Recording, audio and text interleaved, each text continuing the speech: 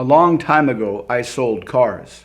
And the dealership where I worked was a very, very fantastic persuasion learning school.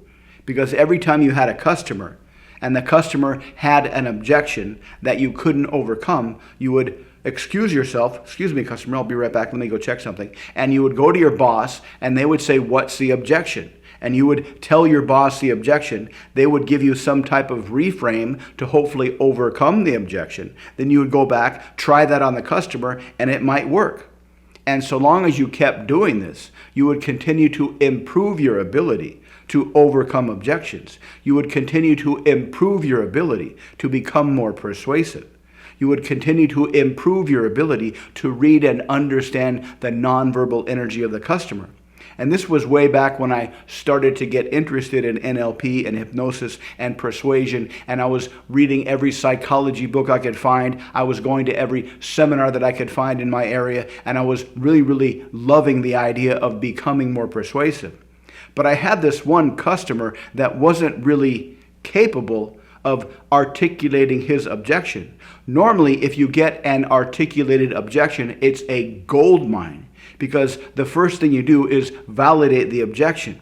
You make sure you understand the objection. You make sure it's the only objection.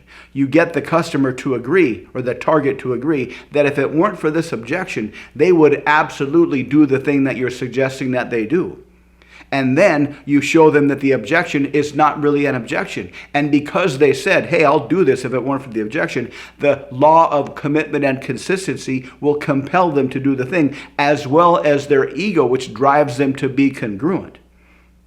Because if they tell the salesperson, if they tell the persuader, yes, I would do this if it weren't for this objection, and then you take away the objection, their ego-driven need to be congruent will compel them to do the thing. So normally, overcoming objections is really just a matter of understanding the linguistic structure of objections, and then coming up with a suitable reframe to dismantle the objection and make it disappear. But this one particular customer couldn't really come up with an objection. So I didn't have anything to work with. And I told this to my boss, and he said, well, sometimes this is what happens. A lot of times people do have specific objections, but sometimes they just have this deep feeling of insecurity. They're just not sure if this is the thing they want to do, but it's not anything that they can articulate. And it could be for a whole number of reasons. And so when you come across somebody like this, the trick is to do something different, to target the feeling of the objection rather than the verbalized linguistic structure of the objection, and target it on a much deeper level. And that's exactly what I did, and it worked like magic. This guy suddenly became super in love with the truck he'd been looking for. He was really eager to buy it, and he was really happy when he drove it home. So what is this technique that this sales manager taught me? Well, the first thing is to acknowledge that a lot of us have insecurities on a deep level that we cannot articulate. And so normally you have an insecurity that you can articulate. So the customer says their insecurity, they verbalize their insecurity, they articulate their insecurity, and then you as the persuader can give them more information to kind of add to that verbalized insecurity and hopefully dismantle it with some reframing techniques. Some linguistic kung fu techniques, some linguistic verbal judo techniques. But if they can't verbalize their objection very articulately, you're just going to put a bunch of vague stuff on top of something vague, and it's just going to make it more confusing on a deep emotional level. So what you do is you target the emotion as deeply as you can. And the way you do this is build from the ground up a mind state of making a good decision. Normally, when we feel insecure about something, when we're thinking about doing something and we feel insecure, that insecurity will cause our confirmation bias to go on a seek and validate mission inside of our brains and look for all the other similar experiences where we felt that same feeling. This is how our brains are hardwired by evolution. We walk into an unfamiliar situation and we're automatically on hypersensitive alert for any potential danger. So our confirmation bias is looking for anything in the environment that might spell danger and doom and removing us from the gene pool. So we're very, very careful. So whenever we feel insecure about a decision, even if it's an emotional decision, our brain's going to do the same thing, but it's going to do it on an inward basis. Our confirmation bias is going to turn inward and look through our memories to find all the previous experiences that are similar to the current experience that is causing us the anxiety and the insecurity. So to get rid of all this junk, start off on a very, very deep level and ask the target, ask your friend, ask the customer about some previous decisions they've made that have worked out well. Whenever we recall a memory, we don't really remember it like we think we do, like we're looking it up on a hard drive. We're actually recreating that memory, which will necessarily recreate all those same feelings we had with those memories.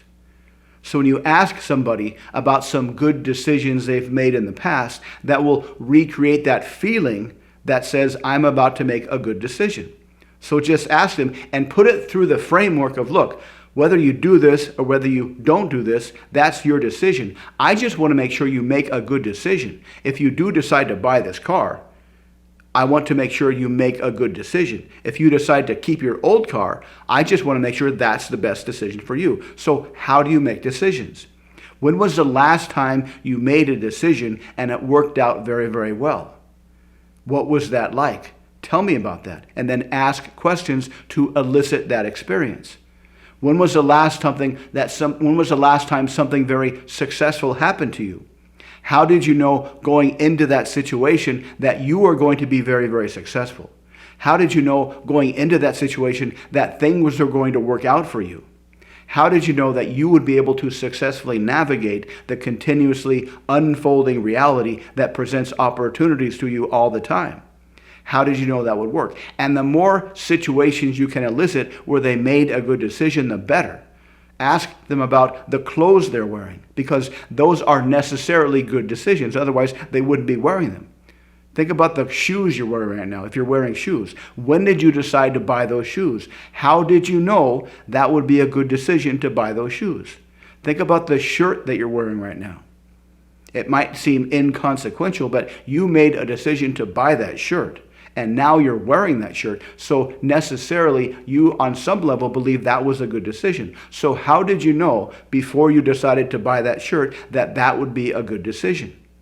Think of all the apps on your phone. Think of the apps that you use the most. How did you know that would be a good app to download onto your phone? How did you know that would be a good decision? And the more of these experiences that you elicit, the more that will put them in the mindset of, I'm about to make a good decision, which will make them very, very eager to move forward. Now, another accelerated version of this is to say something like this. Of all the good decisions you've made in the past, do you tend to decide strongly, or do you need to think about it for a while? And their ego will compel them to answer, oh, I make decisions strongly.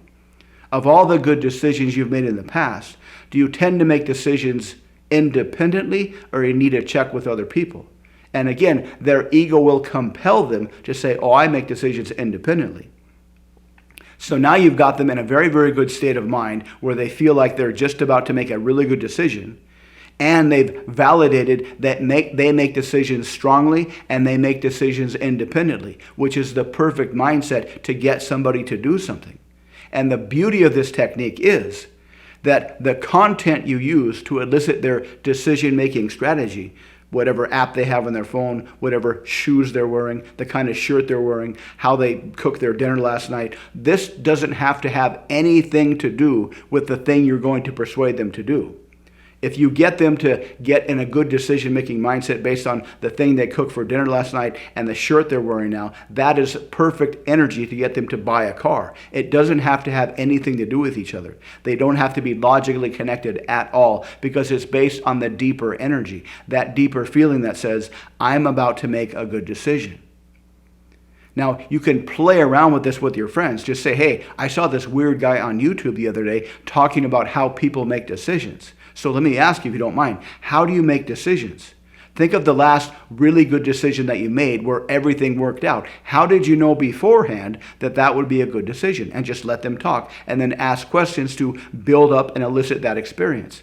And find as many of those experiences in their past as you can. And if you're going to persuade somebody, first ask about their decisions without even referencing the idea that you might even be persuading them to do something. And leave these two completely separate. So build up their decision-making mindset. Build up their strong decision-making mindset. Build up their independent decision-making mindset and say, oh, by the way, I was thinking about doing this. What do you think? And they'll almost always go for it because they'll be in the perfect mindset to do something new, to do something different, to try something that you suggested. If you're talking to a pretty girl and you like to get her phone number, do the same thing. Just mention you saw some weird guy on YouTube talking about how people make decisions and ask her, how do you make decisions? What are some of the good decisions you've made in the past and how did you know that would be a good decision? And if you really want to get her feeling good, say, obviously what you're wearing now makes you look really, really good. When you decided to wear that today, how did you know that would work so well for you? How did you know you would look so good in that? And let her explain that to you. And that will put her in a very, very good ego-based, I'm going to make a good decision mood. And say, oh, by the way, I really like talking to you. We should get together sometime. Why don't you give me your number? And you'll have a much higher probability of getting the number. So think about this. Try this next time you want to persuade somebody. Before you even start with any persuasive language technology, first elicit their good decision-making mindset. Elicit some good decision-making experiences. And then just, oh, by the way, here's the thing I want you to do. And see how well it works. If you'd like to learn more about how to do this, check out the links below. Thank you very much for watching. Please like and subscribe, and I'll see you next time.